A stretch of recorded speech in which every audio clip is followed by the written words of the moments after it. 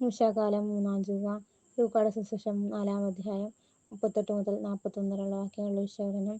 യേശു പത്രോസിന്റെ ഭവനത്തിൽ.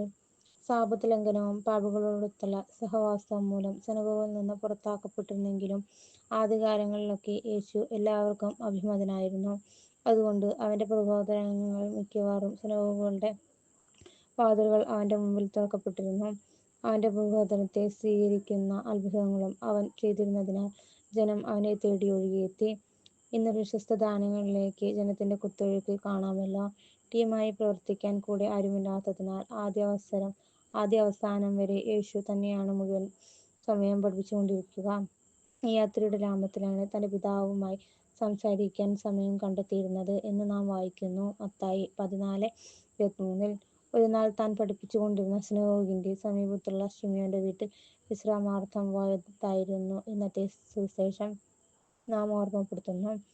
നമ്മെ ഓർമ്മപ്പെടുത്തുന്നു.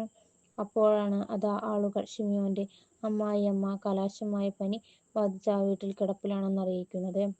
അവൻ പനിയെ ശാസിച്ചു. ചില രോഗങ്ങൾ പൈശാചിക പിഴകളാകാം. യേശുനാമത്തിൽ വിലക്കിയാൽ നീങ്ങിപ്പോകുന്നതേയുള്ളൂ. ഈ പാഠം ഉൾക്കൊണ്ടായിരിക്കണം പിന്നീട് പത്രോസ് യേശുനാമത്തിൽ രോഗികളെ സുഖപ്പെടുത്തിയിരിക്കുന്നത്. സ്വർണ്ണമോ വെള്ളിയോ എന്റെ പക്കലില്ല. എനിക്കുള്ളത് ഞാൻ നിനക്ക് തരുന്നു. നസ്രായനായ യേശുവിന്റെ നാമത്തിൽ എഴുന്നേറ്റ് നടക്കുക. പത്രോസ് 3:6. യേശുവിൽ വിശ്വസിക്കുന്ന ഏത് ക്രിസ്ത്യാനിയും യേശുവിന്റെ നാമത്തിലുള്ള ഈ അധികാരം നൽകപ്പെട്ടിട്ടുണ്ട്. യേശുവിന്റെ സൗഖ്യദായകമായ അനുഗ്രഹം ലഭിച്ച ഒരു വ്യക്തി അത് മൂടിവെക്കാതെ മടിപിടിക്കാതെ മറ്റുള്ളവരെ ശുശ്രൂഷിക്കാൻ കടപ്പെട്ടിരിക്കുന്നു. ആവശ്യത്തിലിരിക്കുന്ന സഹോദരനെ കാണുമ്പോൾ അവനിൽ യേശുവിനെ കണ്ടെത്തി ആത്മാർത്ഥമായി ശുശ്രൂഷിക്കാൻ കഴിയണം. യേശു നൽകുന്ന മാതൃകയും മറ്റൊന്നല്ല. അവൻ ക്ഷീണിച്ച അവശനായിരുന്നിട്ടും അവന്റെ മുമ്പിൽ കൂട്ടിക്കൊണ്ടുവരുന്ന എല്ലാ രോഗികളെയും അവൻ സുഖപ്പെടുത്തി.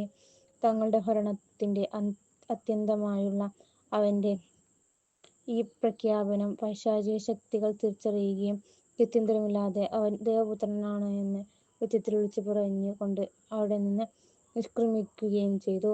ദൈവരാജ്യത്തിന്റെ മക്കളായ നമ്മളിലൂടെ ഇത് ഇനി പ്രാവർത്തികമാകേണ്ടത്